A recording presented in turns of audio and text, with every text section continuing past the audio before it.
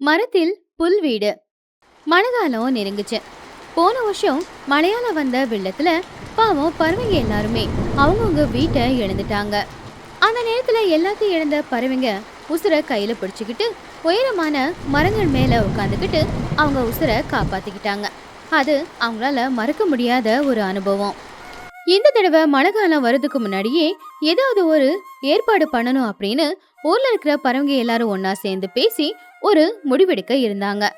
இது விஷயமா பேச துணிக்குருவி, சோட்டு கிளி, சிச்சு காக்கா, மகிக்கழுகு, லூசிபுரா இவங்க எல்லாருமே ஒன்னா சேர்ந்து ஊருக்கு மத்தியில இருந்த ஒரு மரத்துக்கு கீழே நின்னு பேசிக்கிட்டு இருந்தாங்க.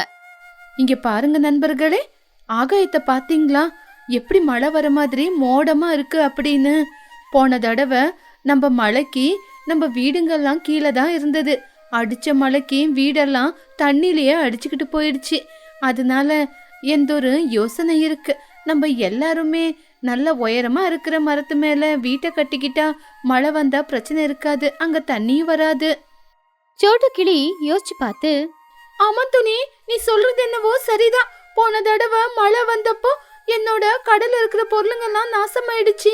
என்னோட பையன் பண்ணும் குளூர்ல நடுங்கிக்கிட்டு இருந்தா. இந்த தடவை அந்த மாதிரி பிரச்சனை வரக்கூடாது, மரத்து மேல வீட்டை கட்டிக்கலாம்.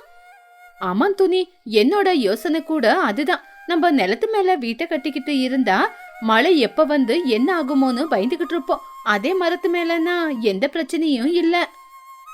துணி, அது மரத்து மேல வீட்டை கட்டுறது அப்படின்னா பழைய காலம் மாதிரி நம்ம குடிசையை தான் போட்டு கட்டிக்கணும்.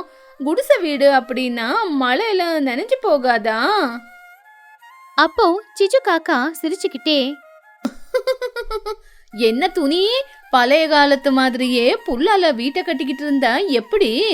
நீ சிட்டில எல்லாம் பாக்கலையா? மனுஷங்க பறவைங்க எல்லாரும் பெரிய பெரிய வீட்டை கட்டிக்கிட்டு எப்படி வாழ்ந்துகிட்டு இருக்காங்கன்னு. துணிக்குருவி கொஞ்சம் கோவமா, ஆச்சிச்சு, அதுக்குன்னு என்ன பண்ண சொல்ற? மரத்துக்கு மேல மணலு, இட்டிகை, சிமெண்ட் எல்லாம் கொண்டு போய் நம்மளால வீட்டை கட்ட முடியுமா? அதுக்கு கூட என்கிட்ட ஒரு நல்ல ஐடியா இருக்கு. பிளேவுட் ஷீட்டால மரத்துக்கு மேல அழகா ஸ்ட்ராங்கா இருக்கிற மாதிரி நம்ம வீட்டை கட்டிக்கலாம். அங்கங்க ஒழுவாது இருக்கிறதுக்கு சிமெண்ட் போட்டு தேப்பு வேலையை கூட செஞ்சிடலாம். அப்போ காத்து, மழை, புயலே அடிச்சா கூட அந்த வீடு கீழே விழுவாது. அசல் பாக்குறதுக்கு சிட்டில இருக்கிற வீடுங்க மாதிரியே தெரியும். சோட்டு கிளி ஆச்சரியமா, வாவ் சிச்சு, மரத்துக்கு மேல பிளேவுட் ஷீட் போட்டு சிமெண்ட் தேப்பு பண்ணி வீட்டை கட்டுறதா? அப்படி செஞ்சா மழை தண்ணி கொஞ்சம் கூட வீட்டுக்குள்ள வராது. நானும் என்னோட வீட நீ சொன்ன மாதிரியே அழகா கட்ட போறேன். சிச்சு சொன்னது உண்மைதான். பிளேவுட் ஷீட்டால வீட்டை கட்டுனா பாக்குறதுக்கும் அழகா இருக்கும். அசல் சிட்டில இருக்கிற மாதிரியே இருக்கும். நான் கூட அதே மாதிரி தான் கட்ட போறேன்.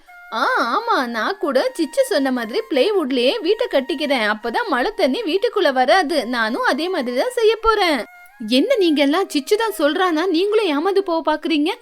மரத்தால கல்லு, மண்ணு, சிமெண்ட் எல்லாம் வச்சு வீட்டை கட்டுனா அது வெயிட் தாங்க முடியாம மரத்துல இருந்து கீழே விழுந்துட மாட்டுமா? அது நம்மளுக்கு ஒத்து வருமா? நான் இயற்கைக்கு ஏத்த மாதிரி தான் வீட்டை கட்டுவேன். என்ன துணி, நீ என்னவோ பழைய காலத்து மாதிரியே வீடை கட்டுறேன் அப்படின்னு உக்காந்து இருக்க. ஏன் எங்களை மாதிரி வீட்டை கட்டினா என்ன ஆகுது? நீ கட்டினா கட்டு, கட்டட்டி போ. லூசி, மகி, சோட்டு, வாங்க நம்ம போலாம். மத்த பறவைங்க எல்லாருமே சிச்சு காக்கா பின்னாடியே போயிட்டாங்க. ஆனா துணிக்குருவி மட்டும் ரொம்பவும் கவலையோட புஜ்ஜி கிட்ட போயிட்டா. என்னம்மா, அவங்கவுங்க பாட்டுல கிளம்பி போயிட்டாங்க. நம்ம வீட்டை எப்படிமா கட்டிக்கிறது? துணி ரொம்ப கவலையா, என்னன்னுமா சொல்றது? சிச்சி என்னவோ இரும்பாமா, கல்லாமா, சிமெண்டாமா அதெல்லாம் வச்சு மரத்து மேல வீட்டை கட்டுனா வீட்டை தாங்க முடியாம அந்த கொம்பையே கீழே உடஞ்சி விழுந்துரும். ஆனா இவங்க யாரும் என் பேச்சு கேக்குறாங்க? எனக்கு என்னவோ நம்ம குடிசை வீடு கட்டுனா உள்ள தண்ணி எல்லாம் வரும். அதுக்கு என்ன பண்றதுன்னு தான் நான் யோசிக்கிறேன். புஜ்ஜி சிரிச்சுக்கிட்டே, அம்மா, அவங்க இரும்புல வீடு கட்டுனா கட்டட்டும். அதை விட ஸ்ட்ராங்கா இருக்கிற பொருள் இந்த காட்டுலயே நம்மளுக்கு கிடைக்குமா? அதால நம்ம அழகா வீட்டை கட்டிக்கலாம், எந்த பிரச்சனையும் வராது. என்னது, நம்ம காட்டுக்குள்ள கிடைக்குமா? என்னம்மா அது? இலங்களை பத்தி பேசுறியா? ஐயோ அம்மா, அது இல்லம்மா. நம்ம கட்டியா இருக்கிற புல்லால குடிசை வீட கட்டிக்கலாம். அது மேல இன்னும் கொஞ்சம் ஸ்ட்ராங்கா கட்டி புல்ல போட்டு தாட்டு மாதிரி நல்ல கட்டியா வச்சு கட்டிக்கலாம். அப்போ மழையில வீட்டுக்குள்ள தண்ணியே வராதுமா. அப்போ துணி ஆச்சரியமா, காஞ்ச புல்லா? ஆனா காஞ்ச புல்ல மழை வரும்போது நனைஞ்சு போய் வீடு சில்லுன்னு இருக்காதா? அம்மா, காஞ்ச புல்லால வீட்டை கட்டுனா எந்த காரணத்து கொண்டும் வீட்டுக்குள்ள தண்ணியே வராதுமா. அந்த மழை வரும்போது புல்லு அந்த தண்ணி எல்லாம் இழுத்து புடிச்சுக்கும். வீட்டுக்குள்ள சில்லுன்னு எல்லாம் இருக்காது, நல்ல சூடா எதமா தான் இருக்கும். இரும்பால வீட்டை கட்டுனா மழை தண்ணி இரும்பு மேல விழும்போது அது சத்தம் கேட்கும். அதே புல்லு மேல மழை தண்ணி விழும்போது எந்த சத்தமும் கேட்காது. நம்ம கூட நல்ல நிம்மதியா படுத்து தூங்கலாமா. துணி சந்தோஷமா புஜ்ஜி கிட்ட போய், உன்னோட புத்திசாலித்தனத்தை பத்தி நினைச்சா ரொம்பவே சந்தோஷமா இருக்கு. நீ சொன்ன மாதிரி காஞ்ச புல்லுலயே அழகான வீட்டை கட்டிக்கலாம். அதுதான் நம்மளுக்கு ஸ்ரீராம ரக்ஷ. அப்படி துணிக்குருவி புஜ்ஜிக்குருவி 2 பேருமே காட்டுக்கு போய் அங்க தேவையான புல்லு விறகு எல்லாத்தையும் கொண்டு வந்து ஒரு பெரிய மரத்தோட கிளைகளை எல்லாம் சேர்த்து ரொம்பவும் அழகான ஒரு புல் வீட்டை அவங்க கட்டினாங்க. மேல இருந்து கீழே போக ஒரு ஏணியையும் கூட வச்சாங்க. இது இப்படி இருக்கும்போது இன்னொரு பக்கம் சிச்சு காக்கா பின்னாடி போனவங்க எல்லாருமே சிமெண்ட் கல்லு, அதுக்கப்புறம் இரும்பு ஷீட்டு, இது எல்லாத்தையும் வச்சு மரத்துக்கு மேல வீட்டை கட்டினாங்க. இப்படி எல்லாருடைய வீட்டு வேலையும் முடிஞ்சிருச்சு. கொஞ்சம் நாளுக்கு அப்புறமா எல்லாருமே பயந்த மாதிரி தான் மழை காலம் தொடங்குச்சு. மழையும் பெய்ய ஆரம்பிச்சுது. ஆகாயத்துல பயங்கரமான இடி மின்னல் சத்தத்தோட வேகமா வீசுற புயல் காத்தோட மழையும் கொட்டு கொட்டுன்னு கொட்டிக்கிட்டு இருந்துச்சு. அப்போ சிச்சு காக்கா அவருடைய புள்ள சின்ன காக்கா கூட அவ வீட்டுல படுத்துக்கிட்டு இருந்தா. அவங்களது ஷீட்டு வீடு அப்படிங்கறதுனால அந்த இரும்பு ஷீட்டுல மழை துளி ஒன்னா டப் டப் டப் டப்னு விடும்போது பயங்கரமான சத்தம் கேட்டுச்சு. அந்த சத்தத்துல உள்ள தூங்கவே முடியல. சிச்சு சின்னு 2 பேருமே அலறி அடிச்சிட்டு எழுந்துச்சிட்டாங்க. அம்மா, என்னம்மா இந்த சத்தம்? டமால் டமான்னு மழை பெய்யுற சத்தத்துக்கு என்னால தூங்கவே முடியலம்மா. எனக்கு இந்த சத்தத்துக்கு காதெல்லாம் ரொம்ப வலி எடுக்குதுமா. டே சின்னு, எனக்கு கூட தோணலடா. இந்த மாதிரி ஷீட்டு வீட்டை கட்டுனா இந்த மாதிரி சத்தம் வரும்னு எனக்கு தெரியாம போயிடுச்சு. காதை மூடிக்கிட்டு படுத்து தூங்குடா. அம்மா, சத்தம் மட்டும் இல்லம்மா, எனக்கு ரொம்பவே குளிர் எடுக்குதுமா. சிச்சு காக்கா குளிர்ல நடுங்கிக்கிட்டே, அப்பா சின்னு, நீ சொல்றது உண்மைதான்டா. ரொம்பவே குளிர் எடுக்குதே. கை காலெல்லாம் குளிருக்கு ரொம்ப உதறுதே. இந்த மாதிரி வீடை கட்டுனா இவ்வளோ குளிர் எடுக்கும்னு நான் கொஞ்சம் கூட யோசிக்காம தப்பு பண்ணிட்டேன். விடிற வரைக்கும் எப்படி தூங்குறதோ. இன்னொரு பக்கம் சோட்டுவோட வீட்டுல சோட்டு கிளியும் பன்னு கிளியும் 2 பேரும் முழிச்சுக்கிட்டு தான் இருந்தாங்க. அவங்களுக்கு குளிர் தாங்க முடியல. அது மட்டும் இல்ல, டப் டப்னு விழுற அந்த சத்தத்தை கேட்டு அவங்க 2 பேரால பாவம் தூங்கவும் முடியல. அம்மா, என்னம்மா இந்த சிமெண்ட் இரும்பால வீட்டை கட்டிக்கிட்டா நிம்மதியா இருக்கலாம்னு நினைச்சா இங்க குளிர் பயங்கரமா இருக்கு. இந்த குளிர்ல நிம்மதியா தூங்கவும் முடியல, இந்த சத்தத்துக்கும் தூங்க முடியல. வேற ஏதாவது வச்சு வீட்டை கட்டிருக்கலாம். ஆமாண்டா பன்னு, இந்த மாதிரி இரும்பு இட்டுகை எல்லாம் வச்சு வீட்டை கட்டுனா நல்லா இருக்கலாம்னு நினைச்சுதான் சிச்சுவோட வார்த்தையை நம்பி இந்த மாதிரி வீட்டை கட்டணும். இந்த வீட்டுல இவ்வளவு குளிர் எடுக்கும்னு நான் கொஞ்சம் கூட யோசிக்கலடா. இன்னைக்கு ஒரு நாள் அட்ஜஸ்ட் பண்ணிக்கோ. விடிஞ்ச உடனே துணியோட வீட்டுக்கு போயிடலாம். மகிக்கழுகு லூசிபுராவோட வீட்டுல கூட நிலைமை இப்படிதான் இருந்துச்சு. அவங்க யாராலையும் தூங்க முடியல. எல்லாருக்குமே அந்த மழை ரொம்ப கொடுமையாதான் இருந்துச்சு. ஆனா அதுவே இந்த பக்கம் துணி புஜ்ஜியோட வீட்டுக்கு வந்தா நிலைமை வேற மாதிரி இருந்துச்சு. வெளியில பயங்கரமான மழை பெஞ்சுக்கிட்டு இருந்தாலும் கூட நல்ல புல்ல போட்டு மந்தமா தைச்சதுனால வீட்டுக்குள்ள எந்த சத்தமும் இல்ல. ரொம்ப அமைதியா இருந்துச்சு. அது மட்டும் இல்ல, வெளியில குளிர்காத்து வீசினாலும் கூட புல் வீடுங்கிறதுனால வீட்டுக்குள்ள ரொம்ப கதகதப்பா இருந்துச்சு. அப்போ துணி சந்தோஷமா, அப்பா, வெளிய எவ்வளவு ஜோரா மழை வந்தாலும் நம்ம வீட்டுக்குள்ள நல்ல சூடா எதமா எவ்வளவு நிம்மதியா நம்மளுக்கு தூக்கம் வருது. அப்போ புஜ்ஜி குருவி சிரிச்சுக்கிட்டே, அம்மா, நான் உங்களுக்கு ஏற்கனவே சொன்னேன் இல்லம்மா, இந்த வீட்ல பாருங்க எவ்வளவு சூடா நல்லா இருக்கு. புல்லுல வீட்டை கட்டிக்கிட்டா உள்ள இருக்கிற காத்த வெளியவும் வெளிய இருக்கிற காத்த உள்ளேயும் கொண்டு வராது. சத்தமும் கூட இல்ல, பாத்தீங்களா? ஆமா புஜ்ஜி, உன்னோட வார்த்தையை கேட்டுதான் இன்னைக்கு நம்ம இந்த வீட்ல நிம்மதியா இருக்கோம். ஆனா அந்த சிச்சுவோட வார்த்தையை கேட்டு அவங்க எல்லாரும் ஏமாந்துட்டாங்க. பாவம், எப்படி தூங்குறாங்களோ, அந்த கடவுள் தான் காப்பாத்தணும். அடுத்த நாள் காலையில மழை கொஞ்சமா குறைஞ்சது. ஆனா இன்னும் தூறல் போட்டுக்கிட்டு தான் இருந்துச்சு. அப்பதான் சோட்டுக்கிளி ராத்திரி எல்லாம் தூங்க முடியாம கண்ணுக்கு கீழே கரவழியும் வந்து அப்படியே ரொம்பவும் சோகமா துணியோட புல் வீட்டுக்கிட்ட வந்தா. அவ வெளியே நின்னு துணிய கூப்பிட்டா. துணி துணி அக்கா, நான் தான் சோட்டு வந்திருக்கேன். அப்போ துணி வெளியில வந்து, ஐயோ லூசி, நீயா? என்ன ஆச்சு? முகமெல்லாம் வாடி போயிருக்கு. குளிருக்கு வேற உதற. முதல்ல வீட்டுக்குள்ள வா. சோட்டுக்கிளி துணியோட வீட்டுக்குள்ள போன உடனேயே அங்க நிலைமைய பார்த்து அவ ரொம்பவும் ஆச்சரியப்பட்டா. வெளியில இன்னும் மழை வந்துகிட்டு தான் இருந்துச்சு. ஆனா அந்த மழையோட சத்தம் வீட்டுக்குள்ள சுத்தமா கேக்கல. அதே நேரம் வீட்டுக்குள்ள கொஞ்சம் கூட குளிரே இல்ல. ரொம்பவும் கதகதப்பாதான் இருந்துச்சு. ஐயோ துணி, உங்க வீட்டுக்குள்ள வந்த உடனே வெளிய எவ்வளவு மழை அடிச்சாலும் வீட்டுக்குள்ள மட்டும் நல்ல சூடா நல்ல எதமா இருக்கு. அது மட்டும் இல்ல, எங்க வீட்டு ஓட்டு மேல மழை விழும்போது டப் டப்னு இரும்பு மேல மழை விழுவுற சத்தம் பயங்கரமா கேட்டுக்கிட்டு இருந்தது. ஆனா இங்க எந்த சத்தமும் கேட்கல. என் பையன் பன்னு நைட்டு முழுக்க குளிர்ல தூங்கவே இல்ல. துணி சிரிச்சுக்கிட்டே, ஐயோ சோட்டு, முதல்ல இந்த சுட சுட டீய குடி. இது எல்லாமே என்னோட புஜ்ஜியோட ஐடியா. இரும்பால வீட்டை கட்டுனா சிமெண்ட் போட்டிருந்தாலும் அது மழை தண்ணி பட்ட உடனே சில்லுன்னு குளிர் எடுக்கும். அது கூட சேர்ந்து சத்தத்தால தூங்கவே முடியாதுன்னு காஞ்சி போன புல்லால இந்த வீட்டை கட்டுனா. அப்போ சோட்டுக்கிளி சிரிச்சுக்கிட்டே, ஐயோ துணி, சி, இந்த சிச்சுவோட வார்த்தையை கேட்டு நாங்க எல்லாரும் ஏமாந்து போயிட்டோம். உன் வீடு பாரு எவ்வளவு நல்லா இருக்கு. நான் இப்பவே என் வீட்டுக்கு போய் அந்த வீடெல்லாம் பிச்சு போட்டுட்டு அழகா குடிசையிலேயே நல்லா கட்டியா புல்ல வீடு கட்டுற. அப்பதான் எங்களால நிம்மதியா வாழவே முடியும்.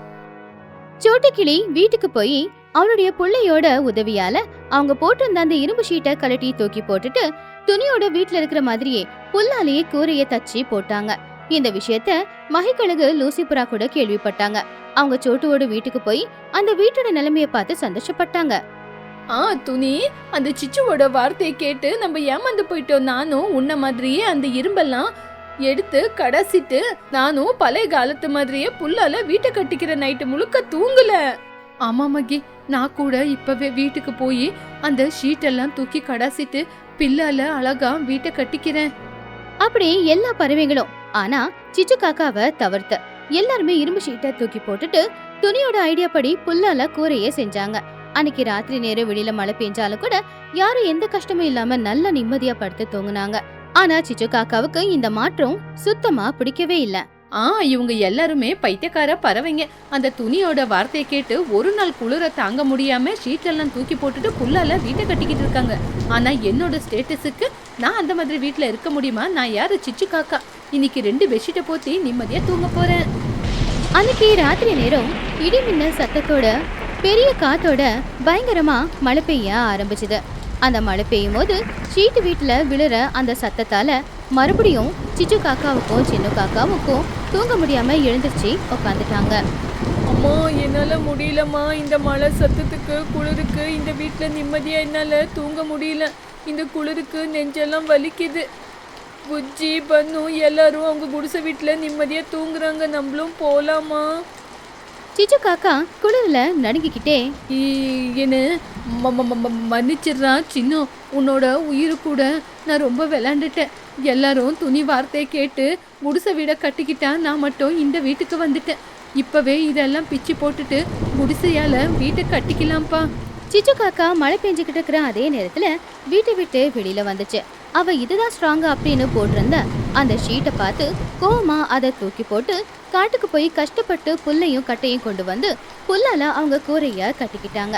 அதுக்கப்புறம் வீட்டுக்குள்ள போய் பார்த்தா எந்த சத்தமும் இல்ல, கொஞ்சம் கூட குளிரே இல்ல. வெளியில மழை பெஞ்சாலும் கூட அவங்க 2 பேருமே வீட்டுக்குள்ள நிம்மதியாதான் படுத்து தூங்குனாங்க. இது இப்படி இருக்கும்போது மழை அதிகமாகி மழை தண்ணி எல்லாம் ஊருக்குள்ள வந்துச்சு. ஆனா பறவைங்க எல்லாருமே உயரமான மரத்துக்கு மேல வீடு கட்டிக்கிட்டு இருக்கிறதுனால யாரோட வீட்டுக்குள்ளேயும் தண்ணி போகல. பறவைங்க எல்லாரும் ரொம்ப சேஃபா அவங்கவுங்க வீட்டுக்குள்ள உட்காந்துக்கிட்டு இருந்தாங்க. தண்ணியால அவங்க வீட்டை தொட்டு கூட பார்க்க முடியல. அது மட்டும் இல்ல, இப்ப எல்லாரும் புல்லால கூரைய மாத்திக்கிட்டதுனால வீட்டுக்குள்ள எந்த ஒரு குளிரும் இல்ல. அதே மாதிரி அந்த தண்ணி விடுற சத்தமும் அவங்க யாரையுமே பயமுறுத்தல. எல்லாரும் வீட்டுக்குள்ள என்ன இருக்கோ அதை வச்சுக்கிட்டு சமைச்சு சாப்பிட்டுக்கிட்டு எந்த ஒரு கஷ்டமும் இல்லாம சந்தோஷமா தான் வாழ்ந்துட்டு இருந்தாங்க.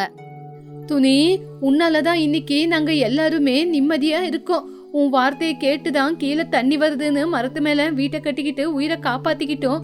குளிர்ல இருந்து தப்பிக்கிறதுக்காக நீ சொன்ன மாதிரியே குடிசை வீட கட்டிக்கிட்டோம். இதனாலதான் இன்னைக்கு உன் முன்னாடி நாங்க எல்லாருமே நிம்மதியா உயிரோட வாழறோம். துணி, நம்மளோட அப்பா அம்மா அவங்க சொல்லி கொடுத்த பில்லு மண்ணு அதுக்கு பின்னாடி எவ்வளவு பெரிய சயின்ஸ் இருக்குன்னு இன்னைக்கு நான் புரிஞ்சுக்கிட்டேன். இயற்கை நம்மளுக்கு குளிர் கொடுத்தா அதுல இருந்து தப்பிக்கிறதுக்கு வழியும் கொடுத்திருக்கு.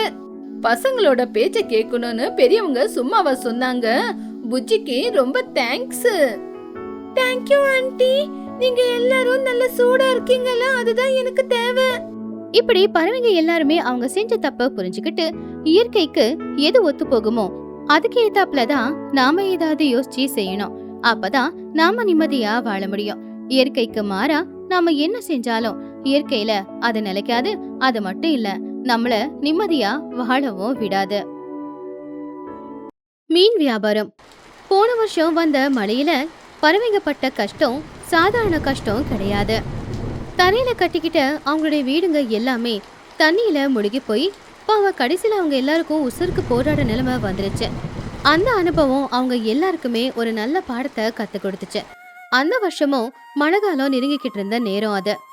பறவைங்க எல்லாரும் சேர்ந்து ஒரு முடிவுக்கு வந்தாங்க. யாருமே இனிமே தரையில வீடு கட்டிக்க வேண்டாம், எல்லாருமே மரத்துல இருக்கிற பெரிய பெரிய கிளையில வீடு கட்டிக்கலாம். அப்பதான் வெள்ளம் வந்தாலும் வீட்டுக்குள்ள தண்ணி வராது அப்படின்னு முடிவெடுத்தாங்க. அப்படி அவங்க நினைச்ச மாதிரியே துணிக்குருவி, சோட்டுக்கிளி, மகிக்கழுகு, லூசிபுரா, சிச்சு காக்கா, அப்புறம் குஹுவாத்து எல்லாருமே மரத்து மேலதான் வீடு கட்டிக்கிட்டு சந்தோஷமா வாழ்ந்துகிட்டு இருந்தாங்க. அவங்க எதிர்பார்த்தபடியே சில நாட்கள்லயே மறுபடியும் காட்டுல பயங்கரமா மழை பெய்ய ஆரம்பிச்சுது. மழை பெய்ஞ்சே ஆறு குளம் குட்டையெல்லாம் தண்ணி நிறைஞ்சு அந்த தண்ணி வெள்ளமா மாறி அவங்க ஊருக்குள்ள வந்து வீடெல்லாம் முழுகி போச்சு. இப்ப அவங்க ஊரே பாக்குறதுக்கு ஏதோ கடல் மாதிரி தான் இருந்துச்சு.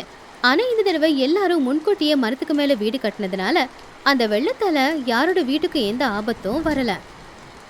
அப்பா, அந்த கடவுளோட அருளால இந்த தடவை நம்ம தப்பிச்சுக்கிட்டோம் சோட்டு. கீழே பாரு, மழை வந்து ஊரே அடிச்சுக்கிட்டு போகுது. தண்ணி இவ்வளோ நிறைய இருக்கு. நம்ம மட்டும் கீழே இருந்திருந்தா அடிச்சுக்கிட்டு போயிருப்போம்.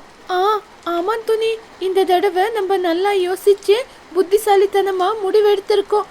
நம்ம மட்டும் கீழே இருந்திருந்தா பசங்க நம்ம எல்லாரும் ரொம்ப கஷ்டப்பட்டு இருப்போம். ஆனா இங்க பாத்தியா, பசங்க நிம்மதியா விளையாடுறாங்க. அப்போ மகிக்கழகு பக்கத்து மரத்துல இருந்து, துணி, சோட்டும் எல்லாரும் சேஃபா தானே இருக்கீங்க? எனக்கு கீழே மழை வர்றத பார்த்தா ரொம்ப சந்தோஷமா இருக்கு. போன வருஷம் நம்ம ஏமாந்து போய் நம்ம சொத்தை எல்லாம் இழந்துட்டோம். ஆனா இந்த தடவை நம்ம சொத்தெல்லாம் ரொம்ப சேஃபா இருக்கு. ஆமா மகி, வெளியே பாத்தீங்களா எவ்வளோ மழை கொட்டுது.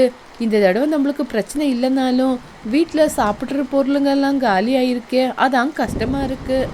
இப்படி பறவைங்க எல்லாரும் மரத்துக்கு மேல நின்று பேசிக்கிட்டு இருக்கும்போது தன்னோட வீட்டுல இருக்கிற சிச்சு காக்கா மட்டும் வேற ஏதோ வியாபார விஷயமா யோசிச்சுக்கிட்டு இருந்தா. சிச்சு காக்காவோட வீடு இருக்கிற மரத்துக்கு கீழே வெள்ள நீர் நிறையாவே இருந்துச்சு.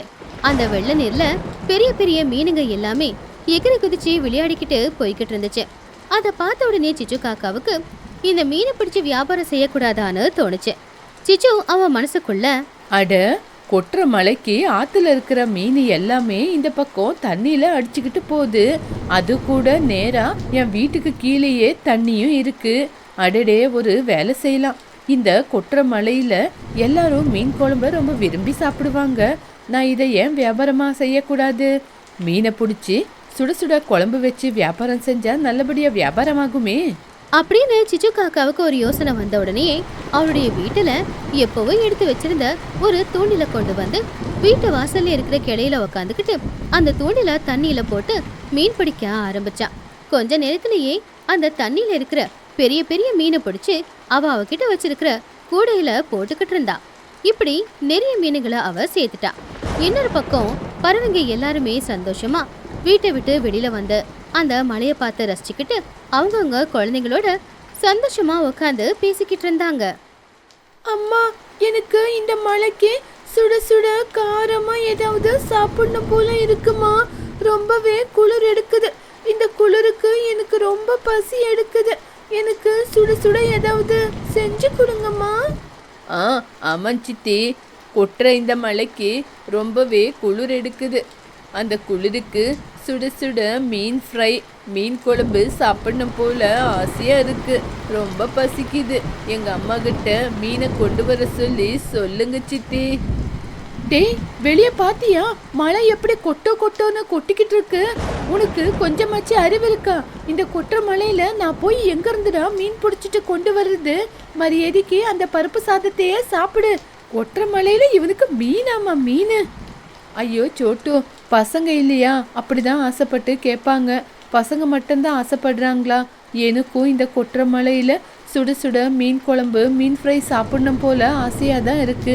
ஆனால் கொட்டுற மழையில மீனை எங்கேருந்து பிடிக்கிறது? அப்படி அவங்க எல்லாரும் பேசிக்கிட்டு இருக்கிற அதே நேரத்துல திடீர்னு அந்த காடு முழுக்க ஏதோ ஒரு குரல் சத்தமா கேட்க ஆரம்பிச்சுது. அது வேற யாரும் அல்ல, சிச்சு காக்கா தான். சிச்சு காக்கா கையில ஒரு மைக்கும் இருந்துச்சு. ஹலோ ஹலோ ஹலோ, நான் உங்களோட சிச்சு பேசுகிறேன். ஹாய் ஃப்ரெண்ட்ஸ், உங்களுக்கு இந்த கொட்டுற மலையில் சுட சுட மீன் ஃப்ரை, மீன் குழம்பு சாப்பிடணும் போல ஆசையாக இருக்கா? அப்படின்னா இன்னும் ஏன் நேரத்தை வீணாக்குறீங்க? இந்த சிச்சு உங்களுக்காக ஃப்ரெஷ்ஷான மீனை பிடிச்சி வியாபாரத்தை ஆரம்பிச்சிருக்கேன். யாருக்கெல்லாம் ஃப்ரெஷ்ஷாக மீன் குழம்பு சாப்பிடணும் போல இருக்கோ அவங்க எல்லாரும் வந்து என்கிட்ட இருந்து மீன் வாங்கிட்டு போகலாம். ஸ்டாக்கு கொஞ்சம் தான் இருக்கு. துணி ரொம்பவும் ஆச்சரியமா, அட, இது சிச்சுவோட வாய்ஸ் தானே? கொட்டுற மலையில மரத்து மேல மீன் மார்க்கெட்டா? இந்த சிச்சுக்கு மீன் எங்க இருந்து கிடைச்சது? அப்போ சோட்டுவும் ஆச்சரியமா, ஆமா துணி, சிச்சு பாத்தியா எவ்வளவு புத்திசாலித்தனமா யோசிக்கிறா அப்படின்னு? கொட்டுற மலையில மீனை கூட பிடிச்சி வியாபாரத்தை ஆரம்பிச்சிருக்கா. ஆமா, இந்த கொட்டுற மலையில இவ எங்க இருந்து மீனை பிடிச்சி கொண்டு வந்தா? அப்போ பக்கத்து மரத்துல இருக்கிற மகிக்கழுகு, துணி, சோட்டு, அந்த சிச்சுவோட அனௌன்ஸ்மெண்ட்டை கேட்டிங்களா? எனக்கு முதல்ல சிச்சு கிட்ட போய் அந்த மீனை வாங்கிட்டு வந்து சாப்பிடணும்னு ரொம்ப ஆசையா இருக்கு. ஆமா மகி, இருந்தாலும் நம்ம எப்படி போறது?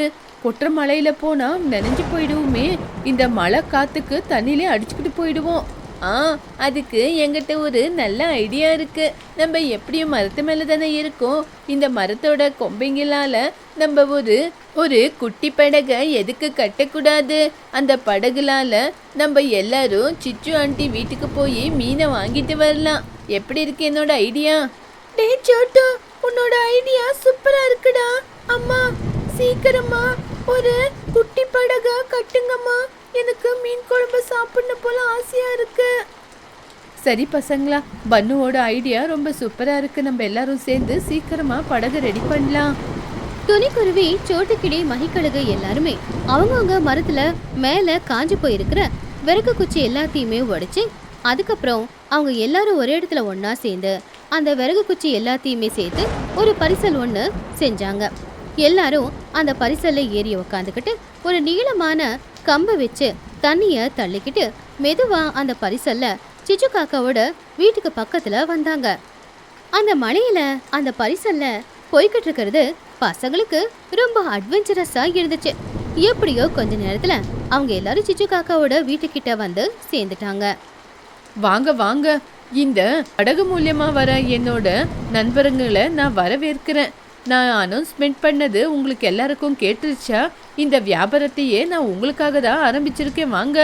அப்போ துணி கீழே இருந்து மேல பார்த்து, சிச்சு, கொற்ற மலையில உன்னோட புத்திசாலித்தனத்துக்கு வணக்கம். மீன் எங்க இருந்து கிடைச்சது? இந்த மலைக்கு என் வீட்டு முன்னாடியே மீன் அடிச்சுக்கிட்டு போச்சு. நான் தான் வலை போட்டு மீனை பிடிச்சி வச்சிருக்கேன். சரி, அதெல்லாம் இருக்கட்டும். உங்க எல்லாருக்கும் எவ்வளவு கிலோ வேணும்னு சொல்லுங்க. சிச்சு, எனக்கு ஒரு 2 கிலோ வேணும். பசங்க வரத்து கூடன்னு இம்சை பண்றாங்க. அப்போ சிச்சு, இந்த மீனுக்கு நான் எவ்வளவு ரேட்டு சொல்ல போறேன் அப்படின்னா, இது மழை காலம் வேற, யாருமே மீன் கொண்டு வந்து கொடுக்கறது இல்ல. இது கூட டோர் டெலிவரி மாதிரி தான். ஒரு மீன் 100 ரூபா, 2 மீன் அப்படின்னா 200 ரூபா. மகிக்கழுகு ஷாக் ஆகி, என்ன சிச்சு, பகல் கொள்ளையா இருக்கு? முந்தா நேத்து கூட மார்க்கெட்ல மீனை வித்துக்கிட்டு இருந்தாங்க. கிலோ வெறும் 50 ரூபா தான். நீ என்னடானா ஒரு மீன் 100 ரூபா அப்படின்னு வியாபாரம் செய்யற? அதை கேட்டு சிச்சு, எனக்கு ஒன்றும் மீனும் ஃப்ரீயா கிடைக்கல மகி. நானும் அடிச்சுக்கிட்டு போற தண்ணியில கஷ்டப்பட்டு நின்று வலை வீசி மீனை பிடிச்சிருக்கேன். மழை காலத்துல எல்லாரும் மீனை விரும்பி சாப்பிடுவாங்கன்னு நான் கஷ்டப்பட்ட பிடிச்ச மீனை நீங்க குறைவான விலைக்கு கேட்டா வேணும்னா வாங்கிக்கிங்க, இல்லைன்னா போங்க. சாயங்காலம் ஆகும்போது மீன் காலி ஆயிடும். நம்ம சிச்சு எப்பவுமே இப்படிதானே, அதிகமா பேராசப்பட்டு வியாபாரத்தை செய்யும். இது எல்லாமே தெரிஞ்ச விஷயம் தானே. சரி சரி, பசங்க வேற அடம் பிடிக்கிறாங்க, சரி வாங்கிக்குங்க. ஐயோ சிச்சு, நீ எப்பவுமே லாபத்தை மட்டும்தான் பாப்ப, உங்ககிட்ட எதுக்கு வாதம் பண்ணணும்? சரி, எனக்கு ஒரே ஒரு மீன் கூட போதும். எனக்கு கூட 2 மீன் கூட போதும். ஆமாம் சிச்சு, எனக்கும் பார்த்து பத்திரமா 2 மீனை கூடையில போட்டு கொடு. சிச்சு காக்கா பணம் கிடைச்ச சந்தோஷத்துல ஒரு பெரிய கூடையில நிறைய மீனுங்களை வச்சு அதை கயிறு கட்டி கீழே இறக்குச்சு. எல்லாரும் அந்த மீனை எடுத்துக்கிட்டாங்க. கேட்ட பணம் கிடைச்சதுல சிச்சு காக்காவும் ரொம்ப சந்தோஷமா இருந்தா. வாங்க நண்பர்களே, இந்த சிச்சுவோட மீனை வாங்கிட்டு போய் ஃப்ரை பண்ணியோ குழம்பு வச்சோ சந்தோஷமா சாப்பிடுங்க. நாளைக்கு நண்டை கூட பிடிக்கிற நண்டு எகராதுல. வாவ், நண்டா! சரி அம்மா, நாளைக்கு நம்ம வந்து நண்டையும் பிடிச்சிட்டு போலாமா? சரி சரி, முதல்ல போய் இந்த மீனோட வேலையை பார்க்கலாம். இப்போ மழை வேற அதிகமாகிற மாதிரி இருக்கு. எல்லாரும் சந்தோஷமா அந்த மீனை எடுத்துக்கிட்டு அவங்க வீட்டுக்கு பத்திரமா போனாங்க. வீட்டுக்கு போய் அடுப்புல தண்ணி விழாத மாதிரி அடுப்பை பத்த வச்சு மீனை சமைக்க ஆரம்பிச்சாங்க. டொனி அவளுடைய பொண்ணு புஜ்ஜிக்கு பிடிச்சாப்புல நல்லா அந்த மீனை கழுவி துண்டு துண்டா வெட்டி அதுல உப்பு பொடி காரம் எல்லாத்தையும் தடவி எண்ணெயில போட்டு பொரிச்சு எடுத்துக்கிட்டு இருந்தா. மீன் ஃப்ரை, அந்த ஃப்ரை புஜ்ஜிக்கு ரொம்பவே பிடிக்கும். இன்னொரு பக்கம் சோட்டுக்கிளியும் அந்த மீனை நல்லா கழுவி பொடி கரைச்சி ஊத்தி அந்த மீன் குழம்பு சுவையா செஞ்சுக்கிட்டு இருந்தா. இன்னொரு பக்கம் புஜ்ஜி அந்த மீன் ஃப்ரையை சாப்பிட்டு ரொம்ப சந்தோஷமா, வாவ் அம்மா, எனக்கு கொட்டுற மழையில இந்த குளிருக்கு சுட சுட மீன் ஃப்ரையை சாப்பிடும்போது ரொம்ப சந்தோஷமா இருக்கு. இந்த நினைப்பு மட்டும் பயங்கரமானது, இதை எப்பவுமே மறக்க மாட்டேன். துணி சிரிச்சுக்கிட்டே, ஆமா புஜ்ஜி, சிச்சு அதிகமா காசை வாங்கினாலும் மீன் ஃப்ரெஷ்ஷாக தான் இருக்கு. கொட்டுற மழையில இந்த மாதிரி மீன் கிடைக்கிறது பெரிய விஷயம். அப்போ பன்னுக்கிளியும் ரொம்ப சந்தோஷமா, ஆண்டி, எங்க அம்மா செஞ்சிருக்கிற இந்த மீன் குழம்பு ரொம்ப ருசியா சூப்பரா இருக்கு. நம்ம இந்த மழையில சிச்சு ஆண்டிக்கு தான் ஆட்ஸ்அப் பண்ணணும் மீனுக்காக. அப்போ மகிக்கழுகு, ஆமாம் பசங்களா, நம்ம புத்திசாலியா யோசிச்சதுனால மரத்து மேல வீடை கட்டியிருக்கோம். அதே மாதிரி சிச்சுவோட புத்திசாலித்தனத்தினால இன்னைக்கு எல்லாருமே சந்தோஷமா மீன் குழம்பு சாப்பிட்டுக்கிட்டு இருக்கோம். அப்படி இந்த வருஷம் மழை காலத்துல பறவைங்க எல்லாருமே ஏற்கனவே முன்ஜாகிரதையா மரத்துக்கு மேல வீடு கட்டிக்கிட்டதுனால அந்த வீட்டுக்குள்ள எந்த ஒரு பிரச்சனையும் இல்லாம சிச்சு காக்கா கொடுத்த மீனை வச்சு பல வகையா சமையல் செஞ்சு அவங்களும் சாப்பிட்டு பிள்ளைங்களுக்கும் கொடுத்து ரொம்ப சந்தோஷமா வாழ்ந்துட்டு இருந்தாங்க. சிச்சு காக்காவும் கை நிறைய பணம் சம்பாதிச்சு மீனை பிடிச்சி சமைச்சு அதுவும் சந்தோஷமா தான் இருந்துச்சு. அப்படி ஒரு கடினமான நேரத்திலையும் கூட ஒருத்தங்களுக்கு ஒருத்தங்க உதவி செஞ்சுக்கிட்டு அந்த ஆபத்துலயும் எந்த பிரச்சனையும் இல்லாம சந்தோஷமா வாழ்ந்துகிட்டு இருந்தாங்க. நடுவுல சிச்சு காக்காவோட புத்திசாலித்தனத்தினால அவளுக்கு வியாபாரமும் நடந்து கொஞ்சம் பணமும் கிடைச்சிது.